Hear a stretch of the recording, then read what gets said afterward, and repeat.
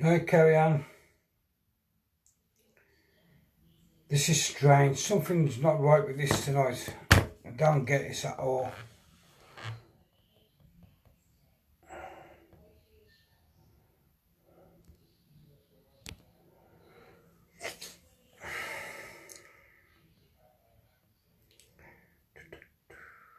Trying to add your knife.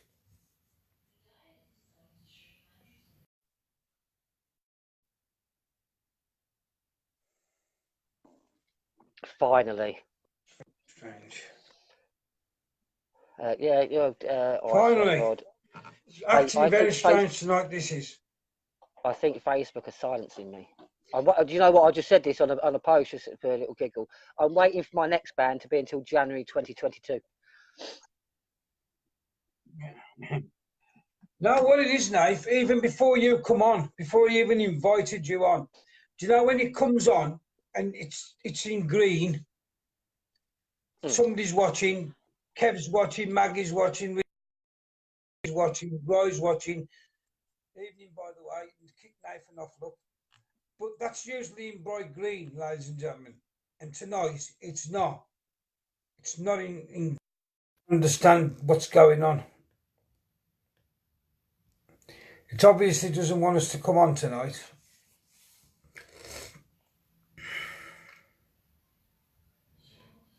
I can't even get him on at all now.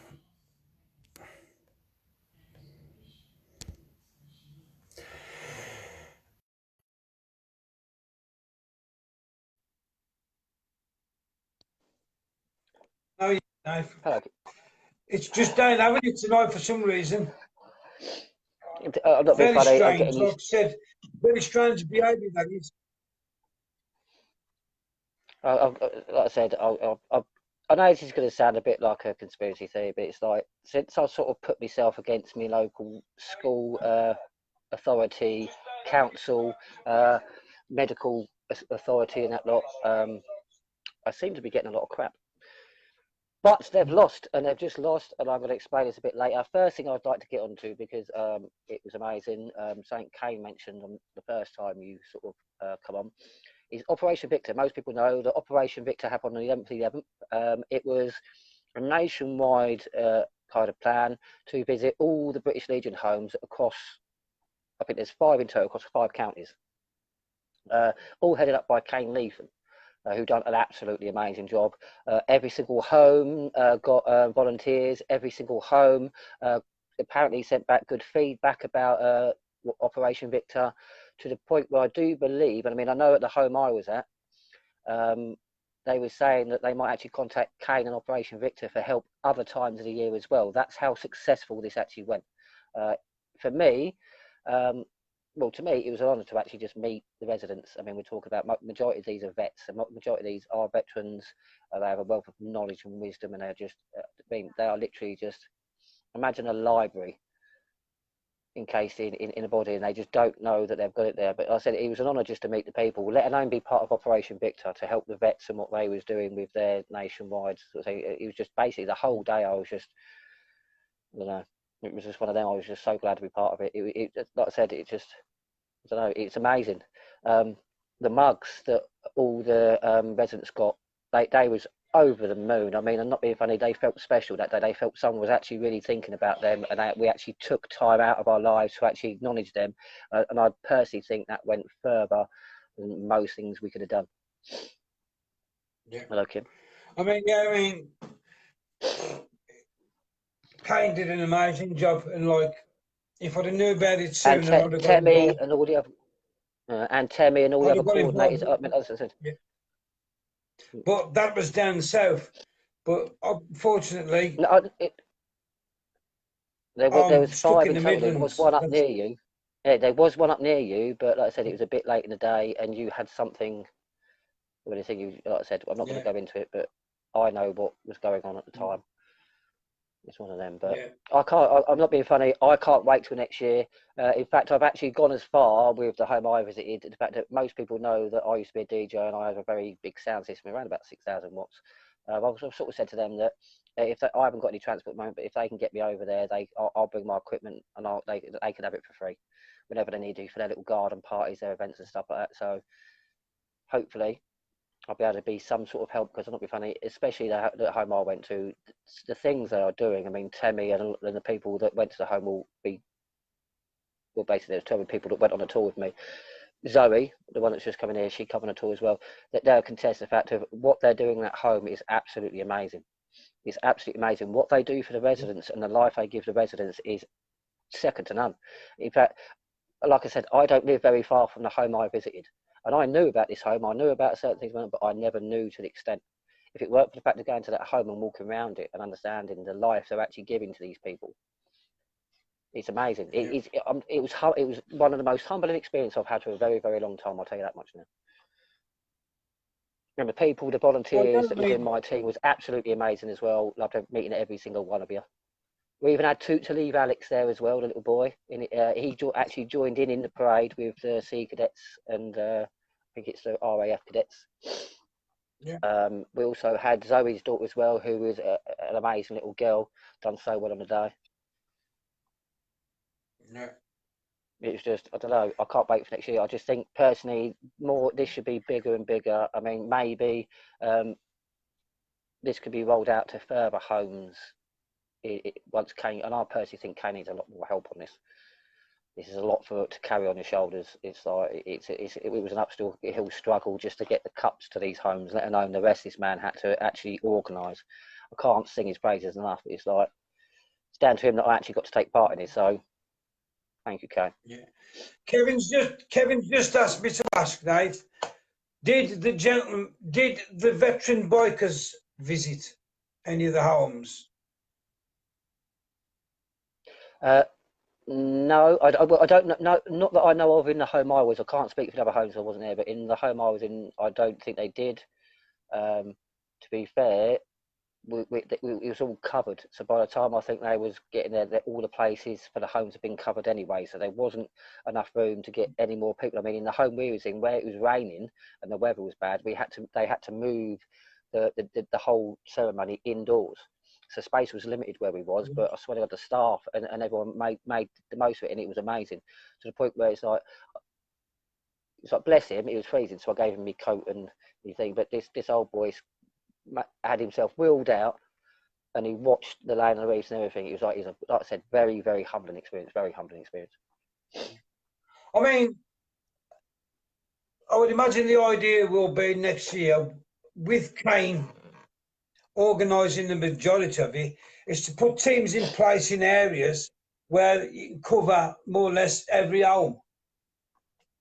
Well, I think that's why Kane had the. I think that's why Kane had the local coordinators in the area. I think he's already sort of picked up on that. Yeah. I think that's how it's probably go. I don't know. You have to speak to Kane. I said I can't speak for Victor. I can't speak for Kane. The man speaks for himself, as far as I'm concerned. Well, no, we ain't speaking for him. I'm just saying maybe next year, if it's gone as well as it has this year, maybe that's the route to go down, where you can. Kane's obviously going to be the main one, but if he can get groups set up in each area, coordinators in each area, we can cover more or less every home in the country and sort it out. So there you go. As Kane said, he like did round by me. That's what Kane just. Round by me, yeah. Round by me if he wanted to. I can help out. That's what Kane did. Kane had coordinators in every area, so he did have people in the local area helping out, assigned to the local area. So, I mean, pretty sure. I mean, he's a very intelligent man, so I'm pretty sure he's going to elaborate on that next year. And I think personally, I think this is just going to go strength to strength. I think every year is just going to be outdo the year before. I could not see this but carried on and getting better and better. I think Kane has created a legacy. I've told him that as much as well. Yeah, exactly. I mean, this is what's been missing. Like I've said for nearly 2 years.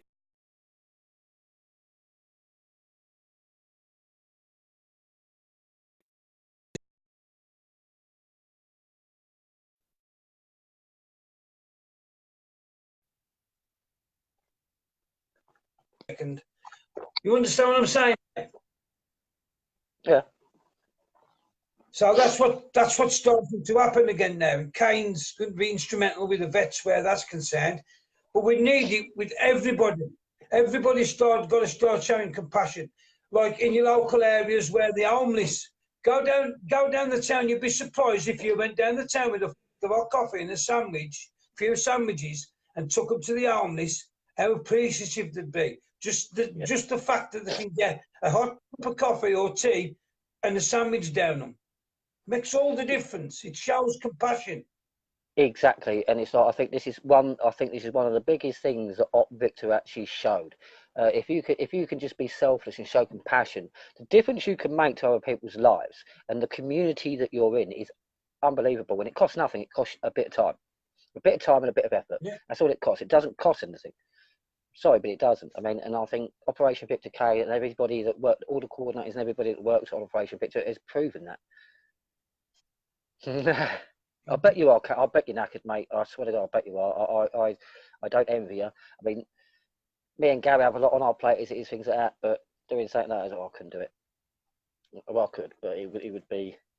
I don't think I could do it to your extent. I don't think I could match. I don't think I could fill your boots in the way you done it. I think you just pulled it off spectacularly, my friend. As far as I know, it went without a complete hitch other than the cups. And the only other hitch wasn't with Victor. It was with anybody around the home and things like that. As far as I know, as far as I'm aware of, I think Victor just went without a single hitch. Yeah. Well, the other thing, for everybody who's watching now, who saw my live the other week with Craig, I've texted Craig again, trying to get Craig back on to give us an update on what's happening in South Africa, because we've got to keep I've been reading a bit about that. We've got to keep this in the public eye and keep everybody informed. So hopefully me and Craig are going to connect again and do another live. So just keep everybody informed of what's going on everywhere. That's what you've got to do. I mean, once again, can I just say before we move on, thank you, Kane, for letting me be part of Operation Victor. I absolutely love Remembrance Day. I absolutely love going to the home and helping out the vets and the staff at the home. It was a very humble day for me. I will say it humbled me quite a lot. And I'm not two things. When I was laying the wreaths and in the home I had, I also had a pony who was draped in a poppy dress type thing. I actually shed a tear a little bit when I laid the animals. It was actually quite a moving thing to see the members of the home and to see how much it meant to me. It was very, like I said, it was very humbling. Very humbling. I was honoured to be part of it, so to speak. And so I just want to say thank you, Kane, and thank you to everybody who made it possible for me to be there and be able to do that. Thank you very much. Yeah. Well, like I said, all the homes are full up, but I went to Bloxwich and filmed the Remembrance service in Bloxwich and put that out. So, that's all you can do. You just got to make sure these people ain't forgotten. But this is the thing, and this is why I think Kane started legacy, because the amount of children that I know around here who certain things and that lot are now starting to talk about, I think this is what we need to push. I mean, like I said, certain things cannot be forgotten. And not be funny, education, we need to carry things through with us. That's why I'm so thinking about the Constitution and my inalienable rights. It's like, not to get into it too much, but most people know that I have a problem with my daughter being injected with a poison, okay? I will not consent to my child being administered obnoxious poisons. It's against the law, it's illegal, it's a crime. I will not be party to it. My ex is just basically retracted her consent after I put my argument. As you said, he has an argument, he has a point. I'm not going to go against him. I think they even tried getting my ex to go to court with them against me. She said no. I pretty much so far sidestepped every single thing they've said. I mean, I do, and I want to say this, if any of them actually watch, I mean no ill will or malice to any of the staff at my daughter's school. You've got to understand, my only aim is to make sure that my inalienable rights and that of my child are not breached. And that's all I'm doing. I mean, no ill will or vexation. But at the moment, I'm going to be coming up to school tomorrow because they've invited me. Apparently, it is all going to hinge on they've asked the school nurse who administers vaccines, who's actually going to tomorrow break the law, and with me knowing I can actually arrest her tomorrow, and administer obnoxious poisons to a minor. They're arguing with me. Basically, all it's boiled down to is I just want it to be an authorised absence for the 2 days when they get the jab and the day after until the other children are clear of the vaccine virus. Because despite what some people think, they are actually being injected with a live virus. So they will have influenza. They're going to be injected with influenza. So my child not being vaccinated could be put in danger by something the school's doing. I have what you call medical grounds for an authorised absence. They've tried telling me that I said something else that didn't, and they're trying to use the fact that the nurse has said it's not contagious because it's not airborne. Now, I had a discussion with our Victoria earlier, you know of, and I mean, our Victoria is very astute, and even she sort of agreed with me to a certain extent. People think that they're using the dead culture. They're not. They're using the live culture, which means they're injecting a live virus into our children. And that's not to mention the poisons. They're injecting a And live that's virus, where so you they should. will be contagious.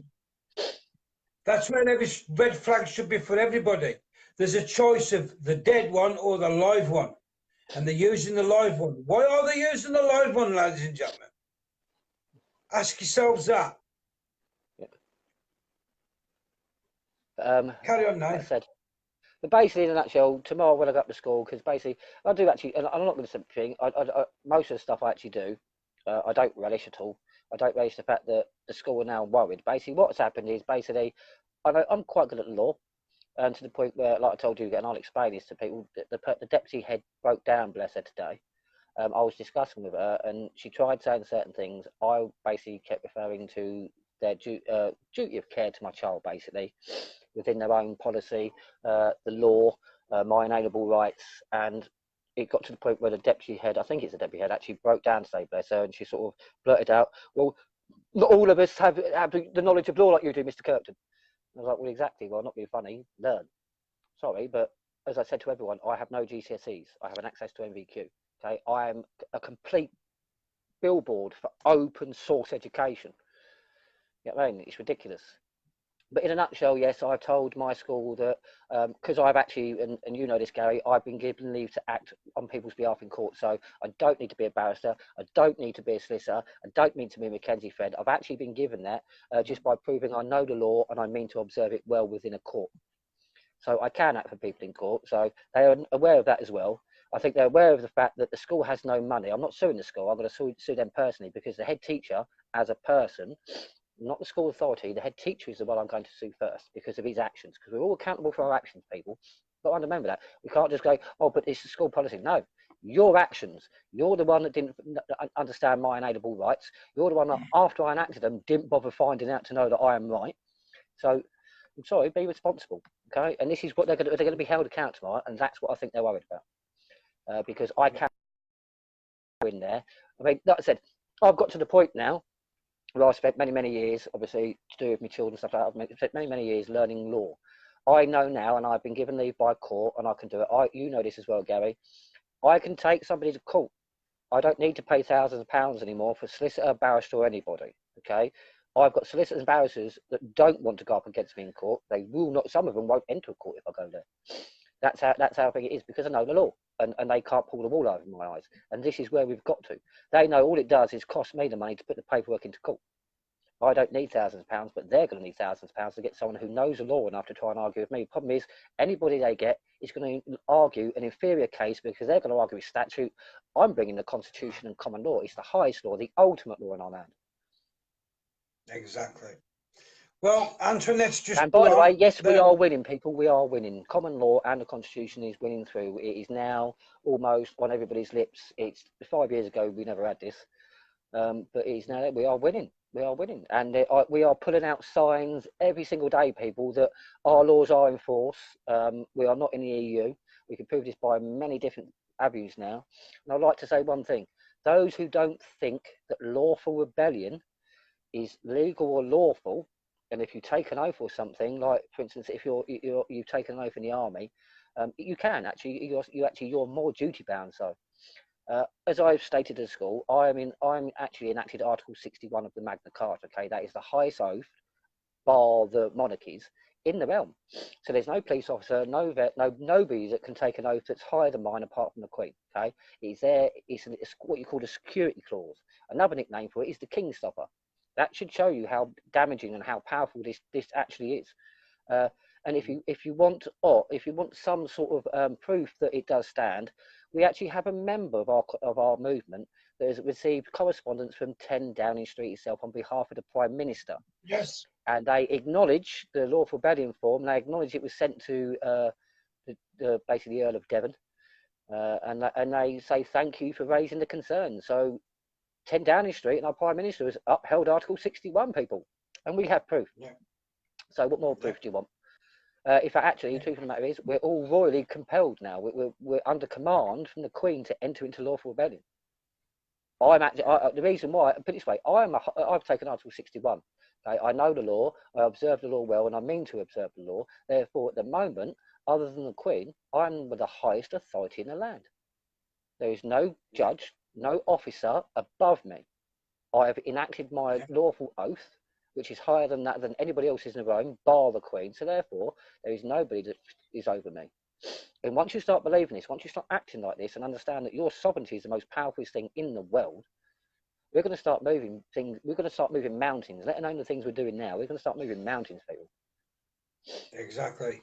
But Antoinette, as to answer yours, South Africa's going down fast. Children are disappearing. Farmers in the Cape have no food. The attacks are on the increase.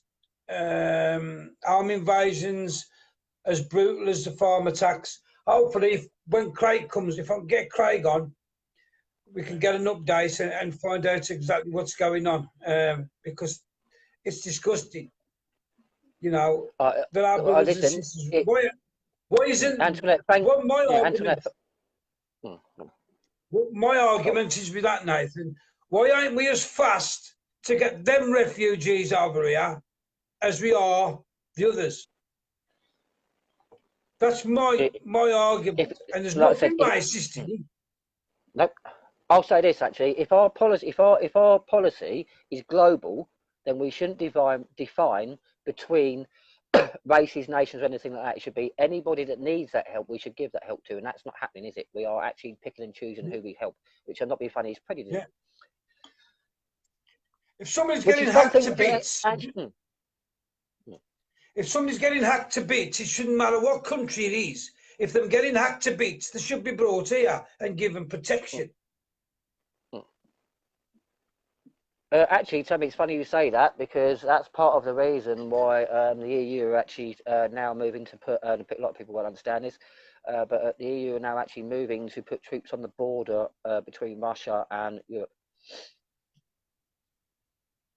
Yeah. Make that of what you want, but I personally think that's the start of World War III. That's just me, and I'm not being funny. It's under command of Germany. I'm not being funny. Germany, you are not allowed to hold an army. You're not allowed to hold anything like that. There is treaties, a few treaties that stop you from doing this. Behave yourself, and I don't give a crap just because Macron's your little puppet. Macron, let's face it, it's France. Not everything, and I'm not funny. I will say this: there is battles. Well, not be funny. I'll always back big France up because they did actually resist quite thingy. But if we look at the history of France, they're not exactly great with their military might, and I think under the lead of someone like Macron, I don't think that's going to go too well. I'm just saying. Yeah. So, well, opinion. See, that's another thing as well. I actually made a memo about that as well. So I actually had an argument with a Frenchman the other day about this EU army and macro things like that. It's like he actually blocked me. I made a joke. We was talking about things, and it was talking about the history of our nations and that lot. And obviously, France actually has got quite a good sporting history. I made a joke about like who won the first Tour de France. That was it, the 5th Panzer Division. Didn't go down too well. Yeah. Some people have got no sense of humour. Well, like I says, my dad in the Royal Horse Artillery, when they got captured at Dunkirk, fighting rear guard, he didn't have a kind word to say about them. Because he said they was all sitting in the field with their legs crossed, hands on their head, with the guns by the side, just give up. That did happen in places, but there was also, I mean, I know quite a bit of history. There was also actually battles where the French actually put up one of the mightiest fucking attempts of resistance in the whole war. Yeah. I mean, but you can only go on what you see, and you know, my dad said that was different anyway when they were he was. What do you mean? It was different all over. This is thing. It's like this is why. But anybody who thinks we're not unifying and becoming you or me, you need to look again, because it's definitely 100% going to happen. PESCO states its own words in it, so it's military unification. Now, if you don't think that is all of the armies in Europe unifying as one army, then I'm not being funny. You need to go and read a dictionary. I'm sorry, but you do. Like I said, I'm not And saying. the I will say this. global problem, Sorry, two seconds. I want to say this publicly as well because some people like listen to me. I want to get the message out. Um, Anybody who's helping the vets or doing anything with the vets with the prosecution, things like that, I've been doing a bit of reading. Okay, do you want to know the definition by law of a soldier? It's a citizen who's armed.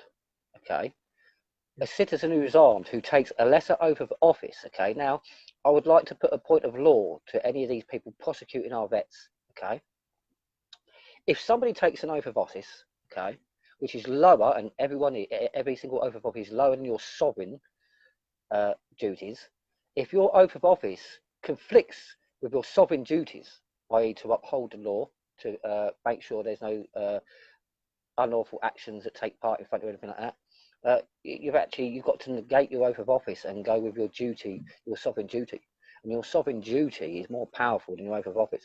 So maybe people want to start thinking of themselves as an armed citizen rather than a soldier and go along with the indoctrination. Because I'm not being funny, you have rights whether you're a soldier or not. And there's inalienable rights even though you are a soldier. Like I said, people, exactly. there's a lot of arguments, but I'm not, like I said, I can understand people being reluctant. Because most people want to go down the legal route. Most people don't understand or want to go down the lawful route. But the lawful route is more powerful, like I keep saying. Constitutional law, the meaning of constitutional law is the ultimate law. That's basically its definition. Then you've got common law, Yes, which is the highest practicing law system in the land. I mean, you've got your acts, your statutes, and then you go down the policy things like that. Most people go on with acts and statutes. What about law and the Constitution? They're higher. It's just the court doesn't want you to use them or know about them because they're too powerful and they can't fight against them, which we've been proving all the way along. well, everybody knows your three main inalienable rights are to life, liberty, and the pursuit of happiness. Them are your three main ones. And if they're stopping you from having any of them three, they're being unlawful. Oh yeah, and you've got to remember as well, the right to self-defence is something that people are missing. Yes. If a sovereign citizen, uh, obviously if they negate their oath of office because they are in fact just a sovereign citizen, if a sovereign citizen feels that their life or that the people surrounding them's lives are in danger, they are lawfully allowed to act. Because they have what you call Exactly. lawful excuse, lawful reason, and lawful excuse. And this is something that's not being actually looked about properly, I think, is lawful excuse. Something that's really upsetting me because I'm not being funny, the court system is absolute. I mean, I would say this: you're actually paramount to fraud at the moment. You're actually paramount to fraud. Yeah. Like I said, it's like when I done the case in Folkestone and I done it from the public gallery. You know what I mean, I held that court up. I mean, that charge is gone. Like I said, just knowing the law. Like I said, the law can only carry on with your ignorance the way it's going. If you keep holding the law to account, which we are actually duty bound to do, if you keep holding the law to account, because like I said, maxima law, only those that know the law and mean to observe it well may police the law. Now you could interpret that in multiple different ways. It is my duty to make sure the police and the courts and everyone who places the law, it's my duty to police them to make sure they're keeping to their oath of office. It could be that if I know the law well enough, I can actually just police the law by myself. But actually, you can take both of them interpretations and both of them are correct. Yeah. Exactly. This is the thing, but people don't want to go by the Constitution. They want this the thing because they're convinced it's not an argument. Or most people say, "Oh, but it's been superseded." I say, "I tell you what, you supersede. You see where it says in the Magna Carta by perpetuity. You see if you can supersede them rights that's given to me in the Magna Carta, because you can't change them, you can't take them away without a referendum for the people." Now, I'm not being funny. Does anyone remember a referendum being held about a constitutional problem? No, neither can I. So exactly. So the Constitution hasn't changed, people, and it's still the highest law and the ultimate law. Like I said, Yeah. it's all proven. We're proving it, but you've just got to have the balls to stand up and fight with it, and you've got to understand it and know it. And not be funny. Common law is quite easy. Constitutional law not so easy. I will admit that, and I will digress. No, it's hard for me. So, I'm well. Put it this way, I'm not that brainy.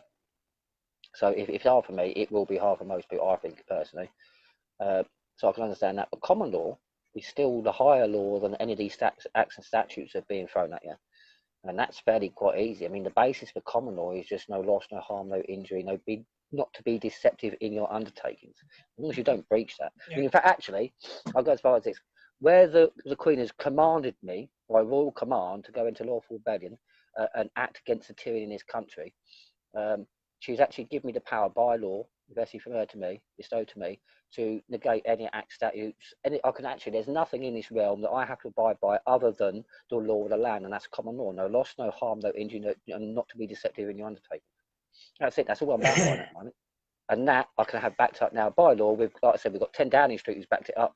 We've got the proof of lawful rebellion being invoked back in 2001. The Human Rights Declaration actually states rebellion as an option. We should be compelled to rebel in the face of tyranny and that lot. So it's not dissent. Dissent is an opinion. Maxima law. Opinion does not give you grounds to act in law. Okay, so just because you have an opinion doesn't mean you can go and do something. You don't have what you call lawful excuse. But because I have what you call lawful reason, due to the Queen and being compelled, I now have lawful excuse. I mean, once people realise that the majority of these now, they're just sticking, it's all contract law that they're pushing you now. Well, that's the UCC. Most of our court system, most of the world actually is under UCC. Nothing is abhorrent. It's unconstitutional. The Uniform Commercial Code. Yep. It's unlawful. It's anything. In fact, actually, the UCC is pretty much, in my opinion, just my opinion, even though I think I could probably prove this if I pushed to a stretch, the UCC was actually set up to actually completely destroy our common law and our constitutional law. Because it's a complete stark contrast. Yeah, it's all been set up by solicitors and barristers. It was there to put you into contract, and to confuse you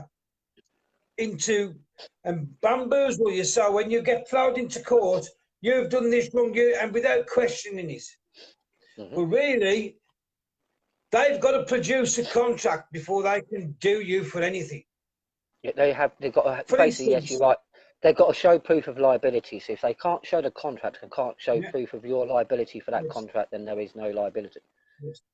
For instance, if you get a parking ticket, we own the roads, ladies and gentlemen, whether you like it or not, we do. Yep. So if you get a parking ticket, the Queen owns the roads, but they are ours because we own the land. So technically, it's one of them. That's what I'm saying. But we own them. We're supposed to be able to travel on them free. Yes, actually, it's one of your inalienable rights. Everybody is allowed to travel the King's Road unimpeded without unlawful tax or vexation. So, i.e., we shouldn't be paying road tax. You do not need actually, by law, you don't need a licence. People keep saying, no, that's not true. Actually, only if you do pretty much prove you.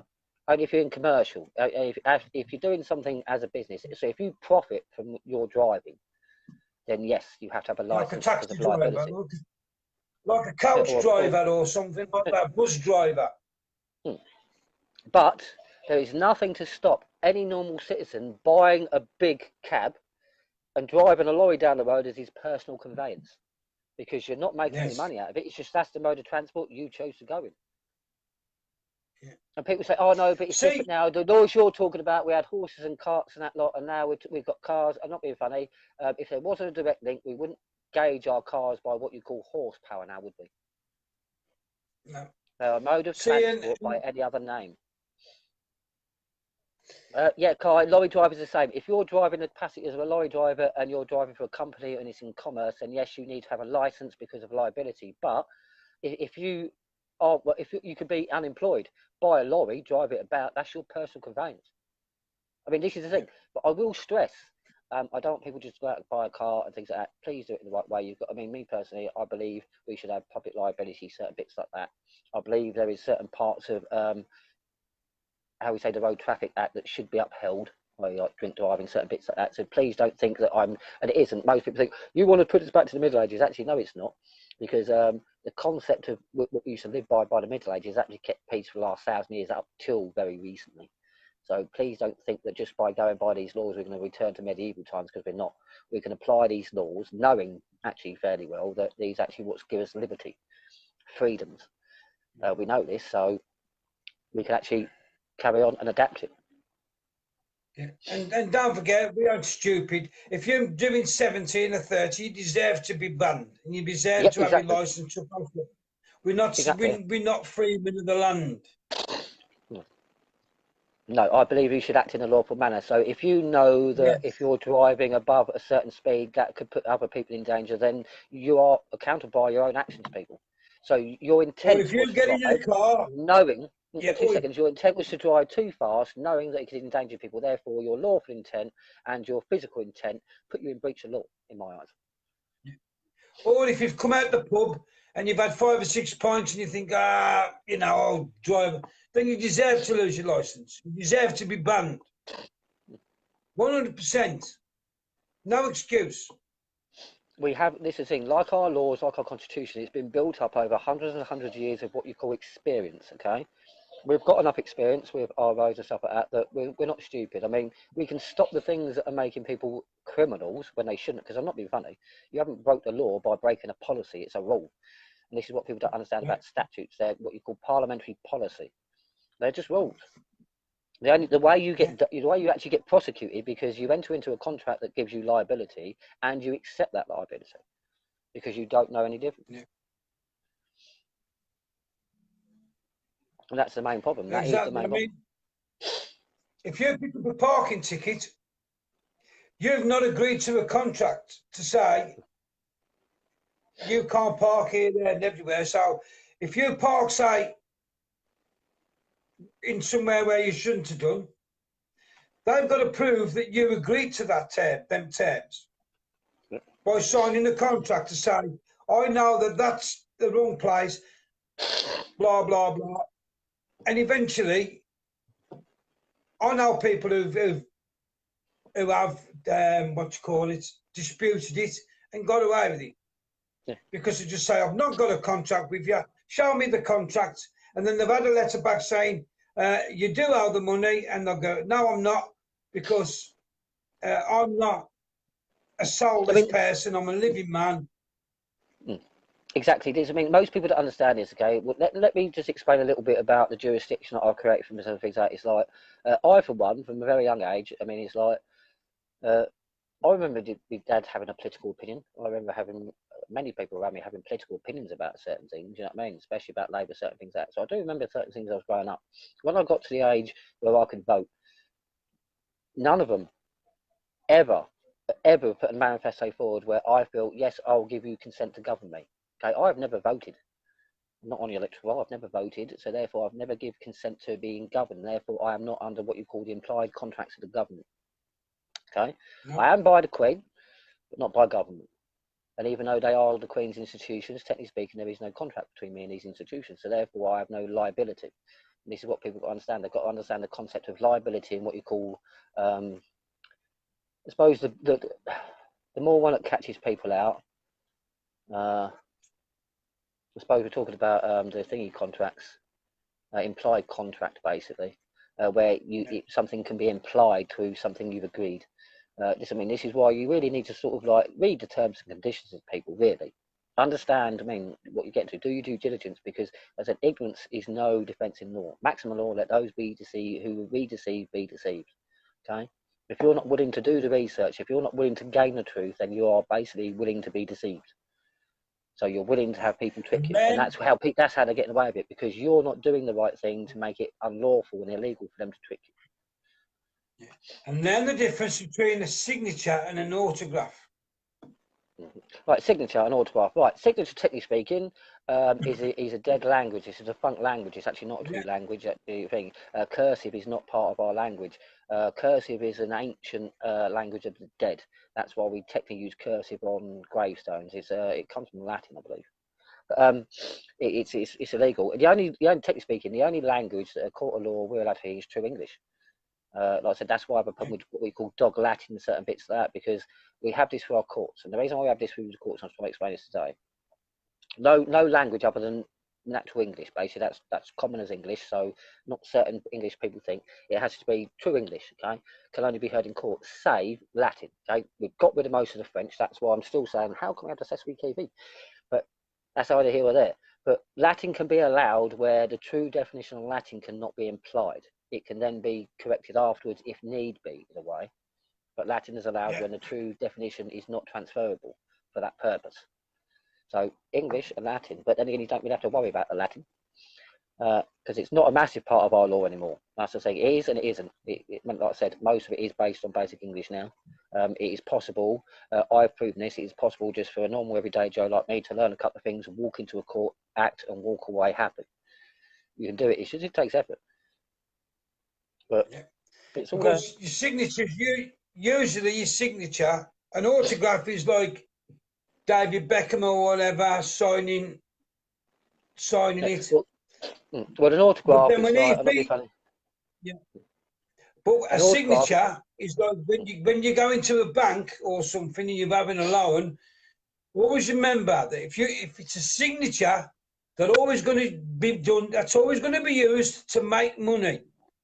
yes, basically what it is because the reason why they make you, and there's the reason why they push you to use black ink as well, because black ink is basically you're writing your obituary, so you're agreeing with your Yeah, signature, you're signing as a dead person.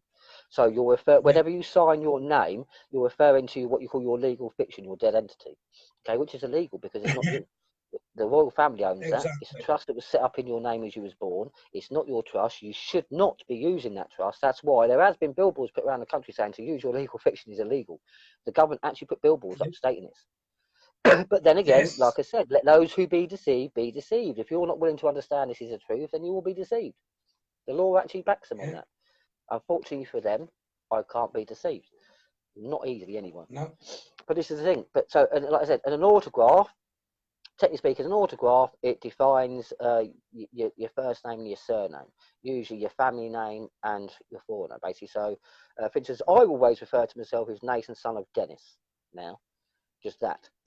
yeah, But I can say Nathan of the family Kirkden. There's a few ways I can actually hold my title lawfully under common law, under being yeah, a living man. What I can't use is my name Nathan Kirkden in all uppercase letters because that by law refers to a company, a corporation, a legal fiction, a legal entity. I'm not allowed to use that. That is illegal for me to use that because that's not me. For me to actually go, well, this is me when it's not. Okay, that's a corporation. That's not me. For me to actually use that as ID and state that that is me, I'm breaking the law. Therefore, I'm liable to the contracts, I'm liable to penalty. Whereas I don't use my legal fiction, I'm not liable to penalty.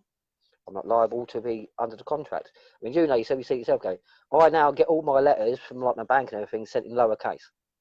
They actually send me all my yeah, letters in lowercase. They don't use all my capitals anymore, they send me in lowercase. I think I've just been annoying enough to actually make sure they understand the lawful aspect of that. So I think I won't open a letter now with any uppercase because it doesn't refer to me. That is not me. That's a corporation that I don't own. yeah. And that's Can't use it. why when you look at tombstones, they're all in block capitals because it's letting you know that that dead person is now deceased. In other words, is ceased from trading on the stock market and everything. So that money is irretrievable. It's gone. Yeah. Yeah. That's basically why your name's in block capitals and it's on every tombstone in block capitals. Here lies and the name in block capitals because the dead Or entity, you have mm, actually died now. or in the olden days, like I said, you'll see cursive. So you'll see joined up writing on gravestones. And you'll see it written in a certain way. Yeah, That's, when it's written in cursive, that's the language of the dead. I believe that actually it comes originally from the Egyptians, if I remember correctly. There's a lot of history behind all this. A lot of history. And the reason why we write in red, because red actually everything pretty much is symbolism. You write in red because it symbolises the lifeblood, the okay, life form. You are a life form. So you're writing as a living person. So it's symbolising the lifeblood that you bring forward. So it could basically anything that comes from you comes from a living being. That's why we symbolise writing in red because it is our life force. We are giving something as a living person. Same as yeah, it's like I said, like all the kids write in black now, but when I was at school, you had to write in blue. And the reason why all the schools yeah, made you write in blue is because when you write in blue, you're contracting with the school. So your child, when they do their work, is actually contracting with the school. So every time your child gets a test, every time it does a bit of thing, they're actually contracting with the school because they're writing in blue. And they're stating their legal fiction, the date of when that contract is enacted. Then they're doing they're saying, this is what I think. Am I right or wrong? And then the school's actually saying, well, you're right. It's a contract. People don't understand it because people think we're crazy. Go, oh, that's just, no. Seriously, it is that stupid that it's true. It's that stupid. It's true.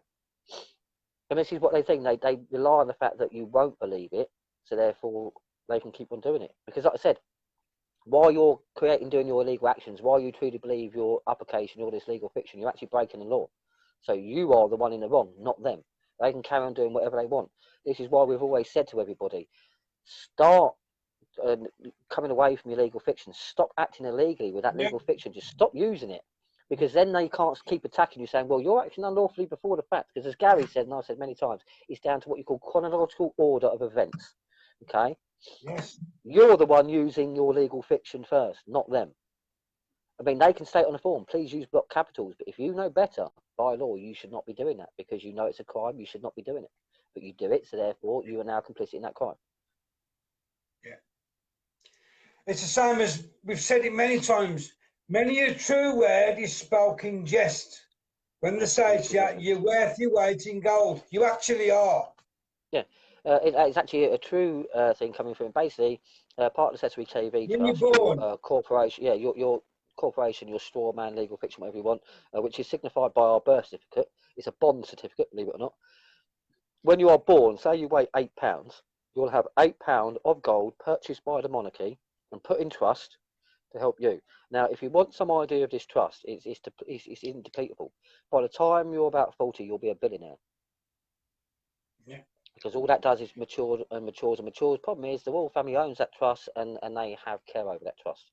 You're just meant to be the beneficiary, but after time you don't benefit. And actually, in fact, they're saying that that trust is what pays for everything, our roads and everything. The money we're paying for tax, and I was actually discussing this today. That's why I wanted to mention the national debt and how worrying it is about that. They don't actually use most of our tax money to fix roads or anything like that. They actually borrow it out of our trust funds. This is what I keep trying to explain to people. I mean, it's like when you go to prison, it's your own trust fund that pays for your incarceration. You pay for your own time in prison through your own trust. And they actually now issue prison bonds, Nath. So the trade with your prison bond while you're inside now. Yep.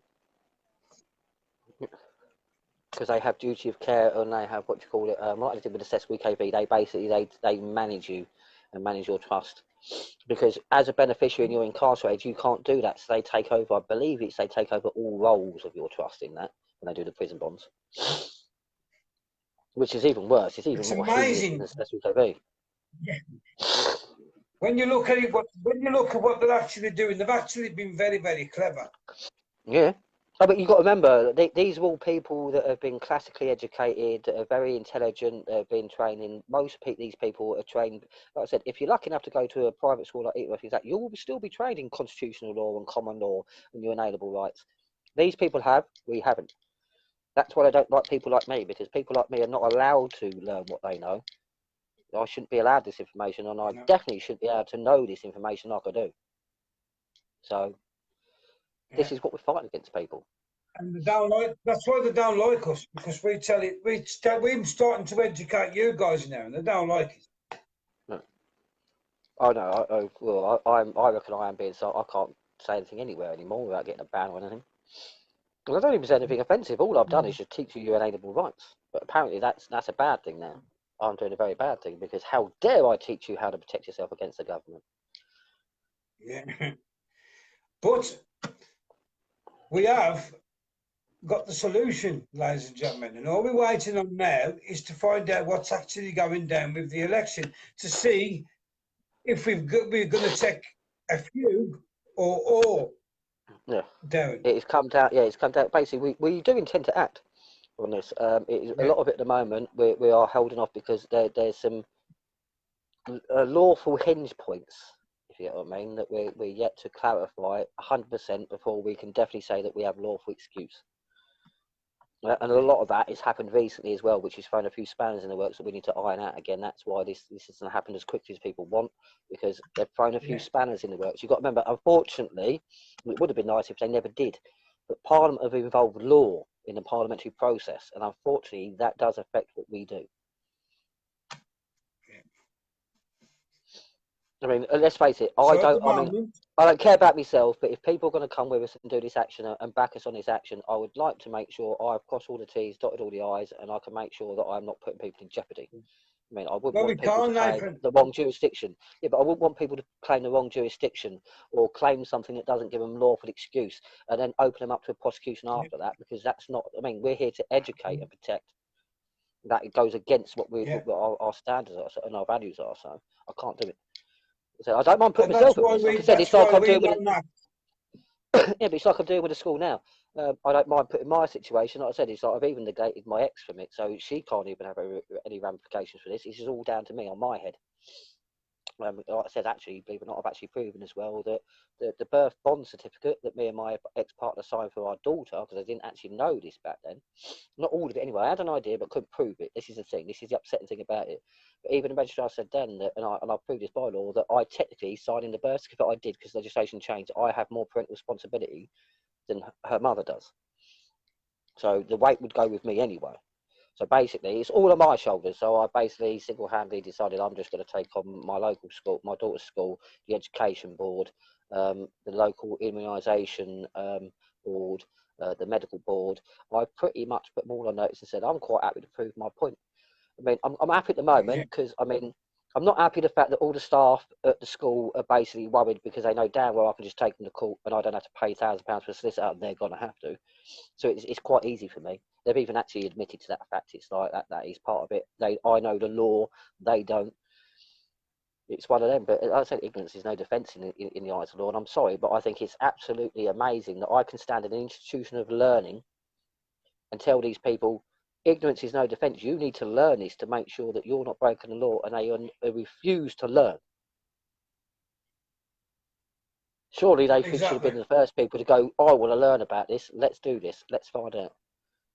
Yeah. But like I said, anyway, as far as I know, the way I'm doing it, this is what I mean. Be personally, please don't all run out and go and attack your school over vaccinations. I'm trying to sort of try and work out a format that people can work to.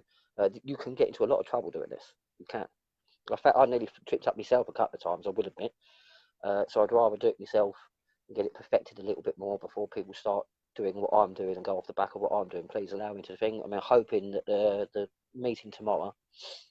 Well, I'm hoping they contest me and they argue because I'd like to prove my point. If the head teacher tomorrow says I'm going to use my right to discretion, I'm going to authorise your daughter's absence, I can't push it any further than that. But I've still proved a lot, like you said, but I just haven't proved as much as I'd like to. But tomorrow I'm going to go there, and I'm basically I've got, the only thing they've thrown against me is basically they have a school nurse who apparently said that I think she's basing it on the fact that she's trying to think it's not a live culture vaccination, but she's tried saying it won't be airborne, so they won't be contagious. They are injecting children with a live influenza virus.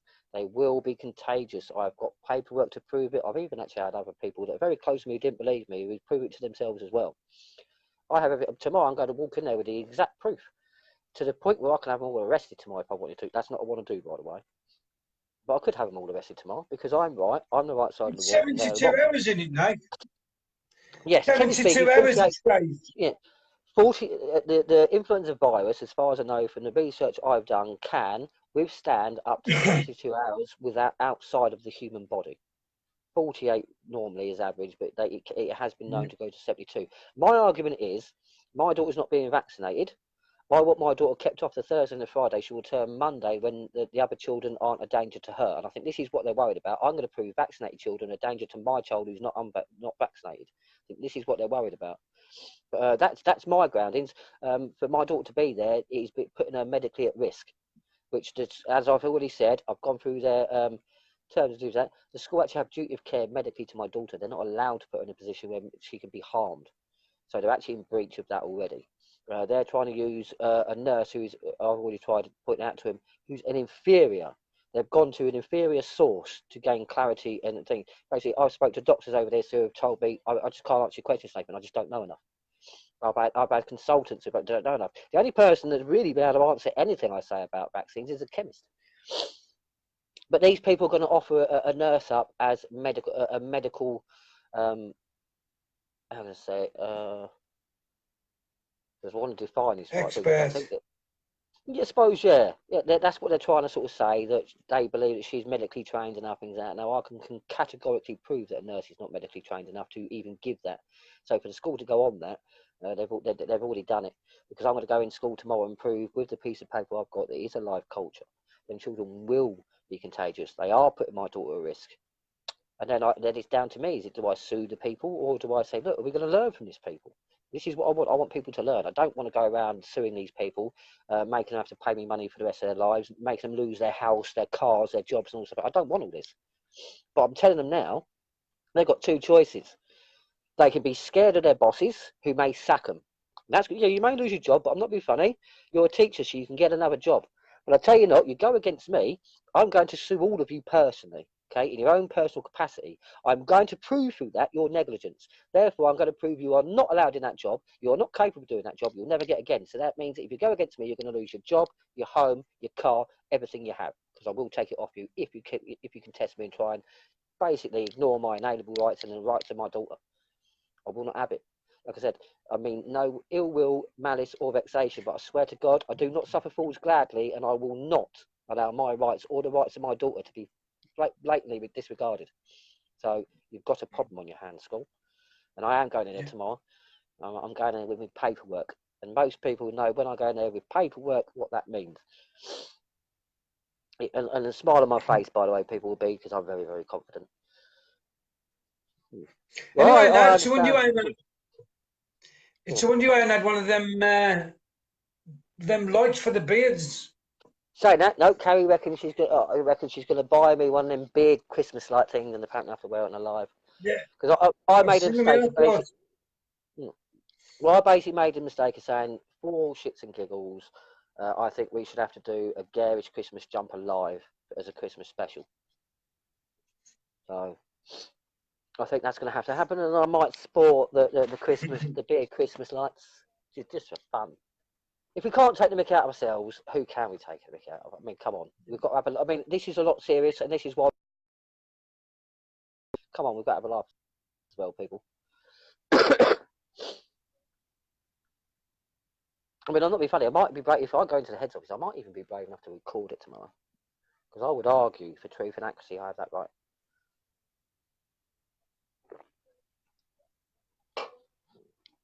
But yes, it's all boiling down to this nurse. So, 2 consultations with a school. Now, in fact, this is what I don't understand, because I've spoke to other parents at the school, and they've been going at the school since they got the phone in that lot. They've had basically, I went up to school, told them the law, told them my rights, told them my intentions, told them exactly what I can do, and then I phoned up today, and all I've been told is basically this is what the nurses said. Phone the head and clear it. Basically, they've asked me to come in and have a chat with the head. Unfortunately for the head, I'm going to. Yeah, that's correct, Anthony. By the way, what you just said. It's gone past now. I can't. We don't get to finish reading it. But basically, he went into court about the TB license knife. 2 seconds. And he's got certain rights, which has. It's gone off mine now. I can't get back on. Yes, you do. Actually, yes, you do. You have the right, Anthony, to, I mean, by law, actually, you're duty bound by law. We're all duty bound by law to keep law within our own communities.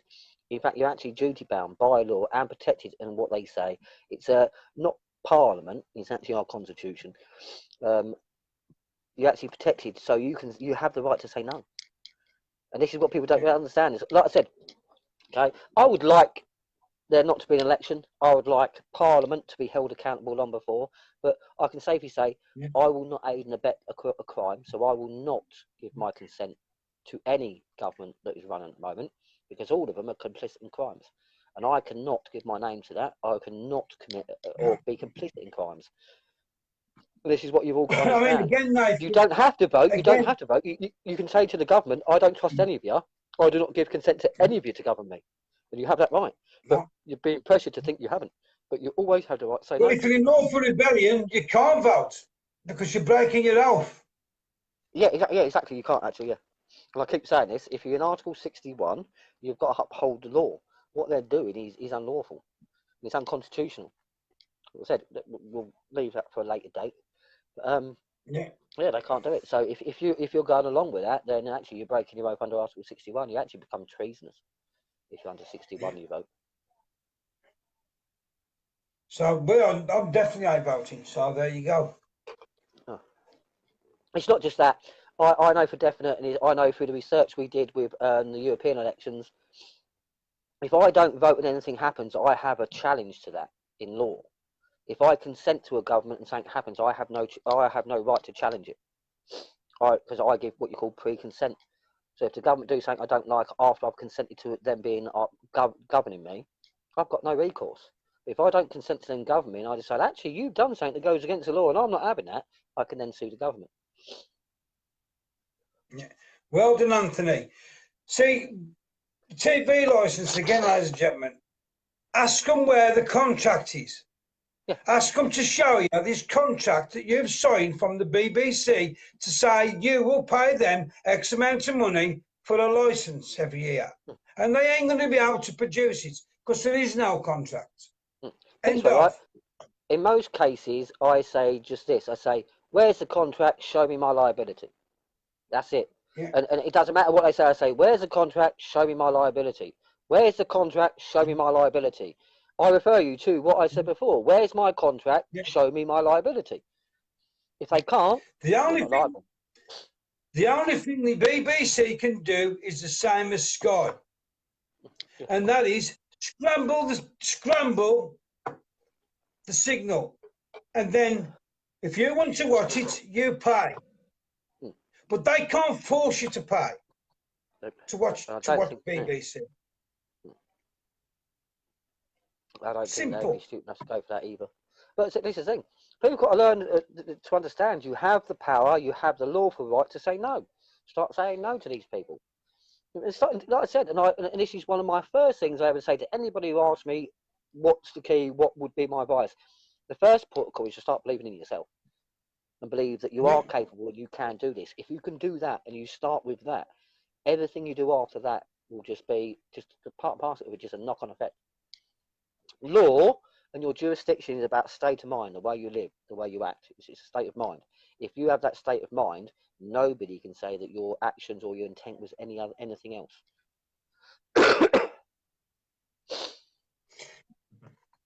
Well, I would say Fiona here, I don't know whether I've got this right now, so I ain't up much on vaccines, but just using common sense, Fiona said, our child will be 12, asked, and they will be asked if they consent to the vaccine without the parents. Well, in my Is humble this in the USA? experience, Is this in the USA by any 2 seconds, Dave. No, 2 seconds, Dave. In my humble experience, you are and would still be the legal guardian of that child till they are 16. So they can't do anything, whether she asks for it or not, without consulting you first. That's the way I see it. I know, but I don't think, Fiona, are you by any chance in America? I think he says, yeah, happening in other states. Yes, so I'm going to take you, she's over in Australia or America. I'm going to say America. If you're in America, through the court system, we have it technically that they can use, but there is certain laws that stop it. But a child can, at the age from 9 onwards, basically, you have to go through puberty. After you've reached puberty, you've reached what you call maturity. So once you've gone through puberty, there is grounds in law for that child to be able to make decisions for themselves, i.e., which parent they want to live with, certain bits like that. I would, if they're using that as a blanket thing, I would say that's malfeasance. It's malfeasance. Yeah. I mean, that should not happen. It should not happen. I mean, because you've got to remember as well, as much as my child has a right after puberty is what you call a matured person, I actually have lawful control by way of being born by life. I have what you call natural charge of my child through the fact of life. So it's from me that my child is there. I am duty bound to actually care for my child until my adult is an age where they can look after themselves.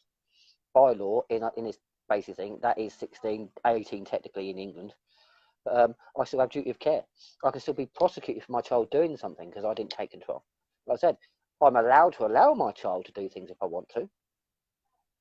But for my child to do something automatically like that, I would argue that. I mean, saying that, I actually recently, when I've been doing the vaccines, I actually spoke to someone who says that they forgot to fill out their consent form for their child, and their child still ended up having a vaccine. I've advised this person actually to start proceedings for administering obnoxious poisons to a minor. I want to put the minor bit at the end because it makes it more of a heinous crime because it's to a child. It's basically to a vulnerable person who couldn't say no and couldn't fight back. So always say minor, which is illegal and unlawful. Which I believe is I think it's a standard 5 years imprisonment, I believe. So they are in danger. This is why the school's worried. Yeah. I said, but this is the thing, is finding out the information. Once you've got the information and you know what you're talking about, you can go to the school and say, well, I know it's a live culture. I know this is going to be affected. I know this situation. I know this. I know that. I know this. Here's the proof that I know this. You know what I mean? What are they going to tell me that I'm wrong? Well, I can actually put the government's own statistics and their own thing in front of me. Well, this is what your own government said about it. So who's lying, the government or you? if I'm not being funny, it is still a crime to deceive the public, people. If that school is deceiving me, my ex-partner, in any kind of way, they are breaking the law. I mean, the school don't like it, basically, because I don't need to sit there and keep Googling everything for 5 minutes. I mean, every time they throw a problem at me, I sort of pretty much have it up here. I go, oh, da-da, da-da, da-da. And I think they're getting frustrated because every time they throw something at me, I'm making it just, I'm pretty much, it's basically like getting a parking ticket screwed. I go, no, not going to work. Yeah.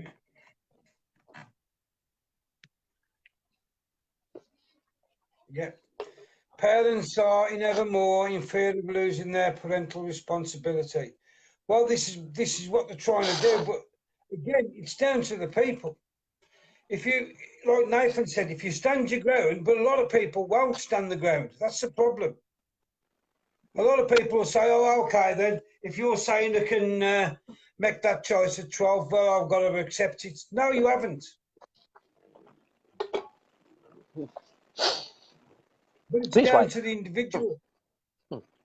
I'll say this much, people. I'm no expert, but I've got quite a good gauge of the law. I've got quite a good understanding of it. And even I know even maxims of law, things like that.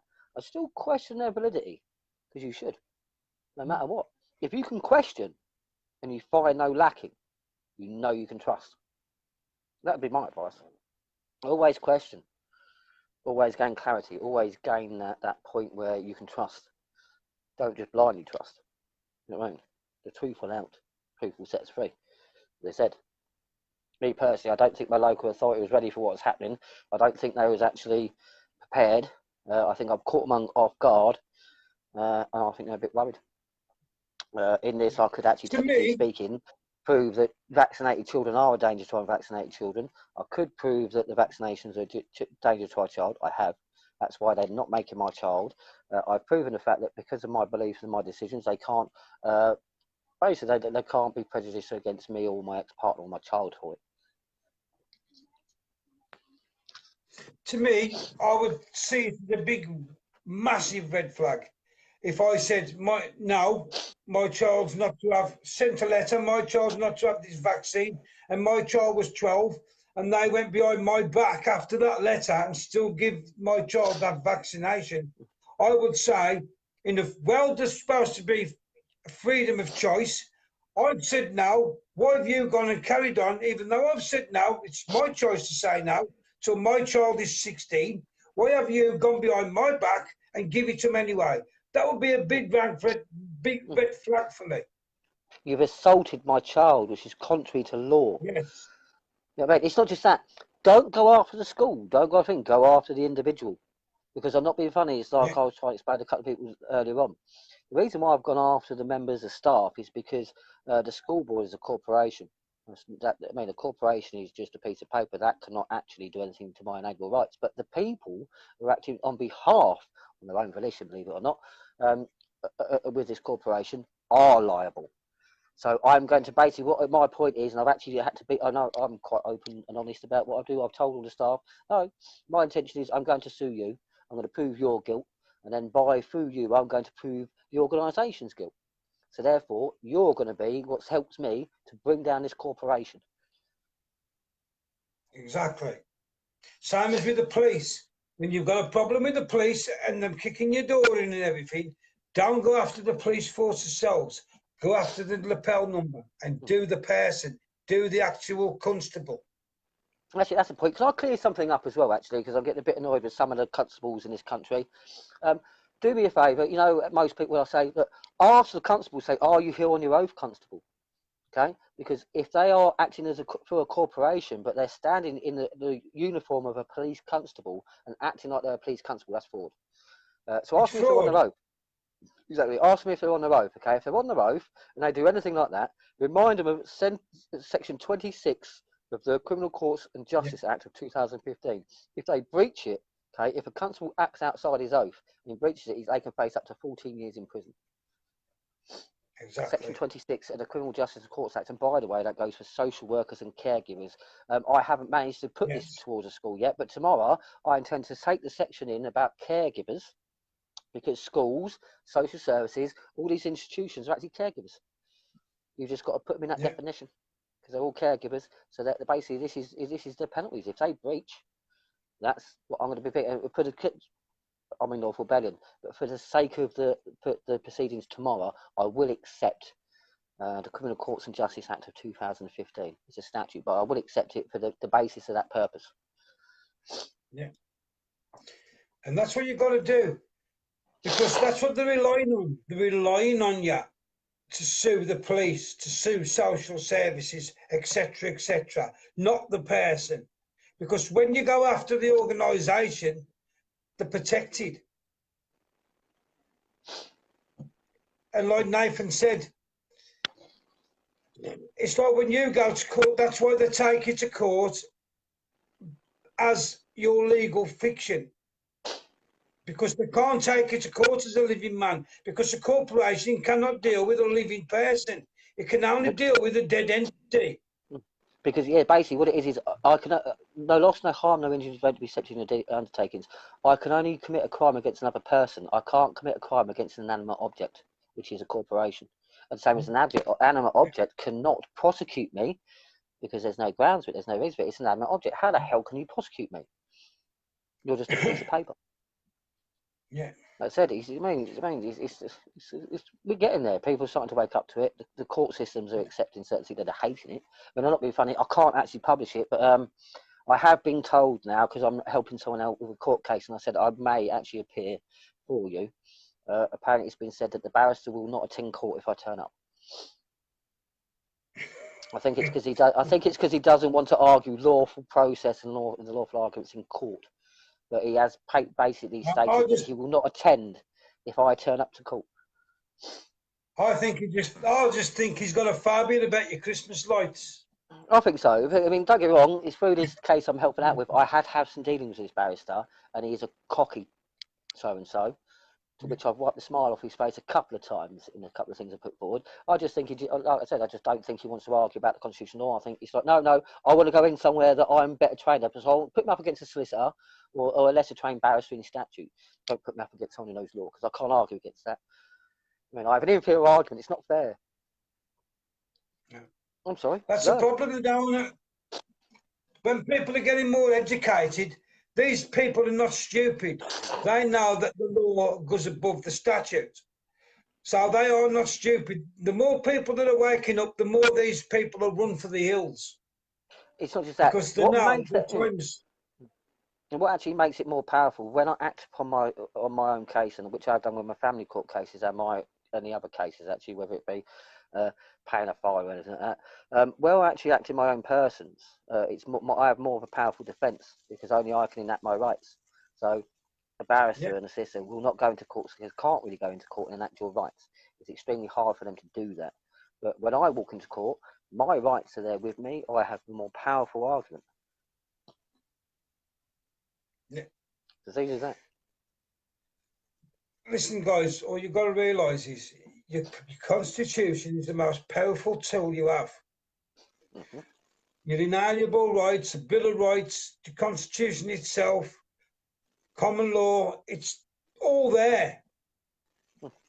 It's like Nathan says, that's all armour that you can put on, and it'll assist you, and it'll win you the battle. but it'll only win you the battle if you use it. If you're scared and you're bottling it and you're going, oh, I ain't sure. That's why people are losing, because they're not going in there confident enough. Like I said, I believe it works for me because I go in there. I mean, there is no question about that I'm right. I know right from wrong. I know what the law, so they can't get me to have that, which what I like to create all the time. If you have any doubt, any reasonable doubt, then you can't proceed. Exactly. And that's what they do. If you have any doubt about your rights and your inalienable rights and how powerful they are, you will get tripped up. Whereas I go, nope, not going to happen. My inalienable rights are stronger than anything you've got, and I know it is, and here's the proof. It's like that. But you've got to be that brazen. I mean, I'm not being funny. Please don't do this. But it's like, I wanted to prove a point, and I went into a magistrate's court once, and I'm not joking. I sat down, I put my foot up on the table, and I said, so why am I here? To which the court got a bit upset until I started mentioning the Constitution. Then all of a sudden, they didn't have a problem with my feet being on the table. They was more worried about what I was going to do to them. To the point where they actually begged me to allow them to do what they did in the court. He said, please, Mr. Kirkden. Because they know, and like I said, and I state the fact, I said, I don't care what you do today.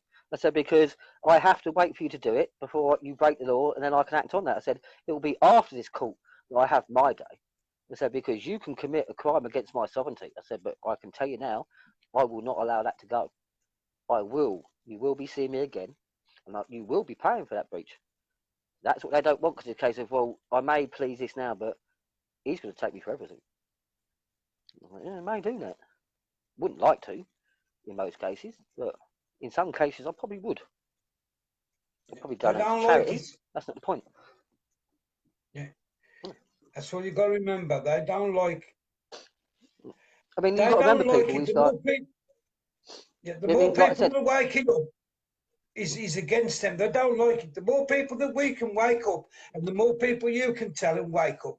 I've had somebody come and visit my sister today, a friend, and I stuck a video on for them, and they went, oh, I had no idea all that was going on. Now they've gone away and they've woken up. They're going to wake all their family up. That's what we've got to start doing. Start protecting each other, people. Protect each other. This is how we have communities. This is what communities are based around, is protecting and looking after each other. That is the main linchpin of any community. If people don't look after each other in that community, it's going to break up.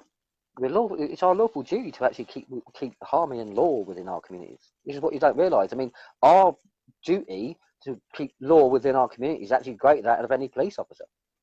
But people don't know this. When you take the oath, Article 61, and lawful rebellion oath, you are taking the oath to defend the whole realm. Yep, and everybody in it. Yes, not just to the Queen or, to the people like the police do, to the Queen, but then the people. You are automatically jump above all of them because you are defending the whole realm where you live. Everybody in it, the lot. Yeah, it is. Put this way, the Article 61 oath is the only oath higher, as far as I know, is the Queen's. Constitutionally, the only thing that is higher than that is the Queen's. It's just the monarch's oath, and that's it. I mean, the acquisition, coronation oath, certain bits like that. The Queen has a constitutionally higher position. Don't forget, ladies and gentlemen, because you've got to remember as well. The reason why the Queen has a higher position of thing, because when we're born, we bestow straight away our sovereignty to the Queen to basically protect us and our inalienable rights. Yes. So that's why the Queen's without us, the Queen cannot function because she's got nothing to function over. That's what you've got to remember. That's why the Queen needs us as much as we need her. Yep, and because without the people, the Queen doesn't exist. Who's she going to lord it over if we all went? Nobody. Like I said, that's so why another name. The last thing is, just in case anybody's hearing lawful rebellion switching off, doesn't matter if you're an ex-servant police or anything like that. When we say lawful rebellion, the two words are actually linked. We have a hybrid. You're actually rebelling lawfully. Now, I will refer you to the Human Rights Declaration, before you actually even get into the document, there's a thing called the preamble. So just to notify you, basically, before you even get into law, it states that we should be, if we face tyranny, etc., that we should be compelled, and it actually states rebellion. So yes, our jurisdiction of lawful rebellion is backed up by law. No other one is, because I'm not being funny. There is only one security clause. There is only one process to enact it. I mean, don't get me wrong. We have tried throwing everything at ours. We've used lawful ways of bringing weight to paperwork, to witness paperwork, for after the fact defence. But to accept TP, you don't need the fingerprints in that. You can just fill out the basic form, because the lawful process has been the same since 1215. Yeah. And by the way, you don't think none of us have the power just to make up constitutional documents either. So No. that's why it has to be the lawful rebellion process. You have to stick to it. Actually, saying that, I was reading something that may help us out of our little thing under lawful rebellion. Again, I'm going to have to look into it more, because I'm going to argue context. Yeah. I believe I may have found something else that helps bolster us as well, which actually we can involve lawful rebellion in even more. Yeah. Like I said, reading, and like I said, this is the thing. Most people have gone to the thing and think that we just don't do nothing. But what you don't realise, people, is we do our due diligence. Nothing goes quick in law anyway. But you got to remember, most of this has been lost to us. You know what I mean? It wasn't really done for about 50, 60 years ago. So we need to make sure that what we're doing is the right thing for you before we do it. We have duty of care technically to you as well. Like I said, we all have. We have a duty to be lawful. Right. Roy said, if we lose and adopt the euro, where will the money be produced? Does that mean the Royal Mint is finished? No, actually, what you'll see, in my opinion, what you'll see a kind of a centralisation of central banks. I don't know, but this is the thing. But But we're then not again, going to to a certain extent, lose. no, we're not. We can't. We've already won. By the way, we're already out by law. It's only the legalities that we're arguing over at the moment. But where they're convincing you that the legalities outweigh the lawful side, everyone is putting us back in the EU, because they are believing we are. Let those who will be deceived be deceived. If the population of the Yes. UK are willing to be deceived into believing that we're still part of the EU and we're bound and we're liable, we are going to be bound and liable. And I can't tell you what it is, but me and you now if we've talked about it earlier, a certain process has changed from what it used to be, which proves 100% we have left. Mm-hmm. And we Well, spoke actually, about this only an hour ago. yeah, it's not just that. I'll refer you to the fact that EU citizens are not allowed to vote in this general election. Now, I'm not being funny. I was allowed to vote in the last general election, so why not this one? Oh yeah, I forgot, because lawfully they're not allowed to, because we're not part of the European Union, so they're a foreign citizen. They're not allowed to vote in our general elections. Oh yeah, we're out, people. Yeah.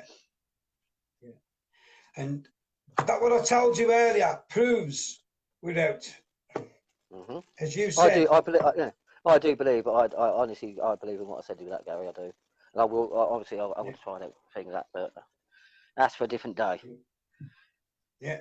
But, yeah. But the proof's But there, ask ladies yourself. and Yeah, gentlemen, yeah, 100% left.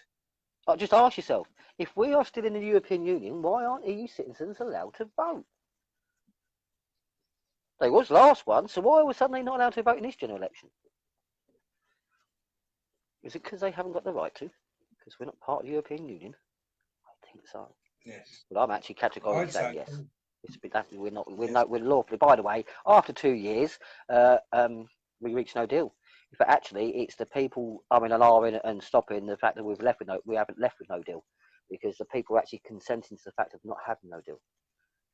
And that's what you're going to do in this general election, by the way. You're going to consent to not having no deal. So you're going to consent to give power.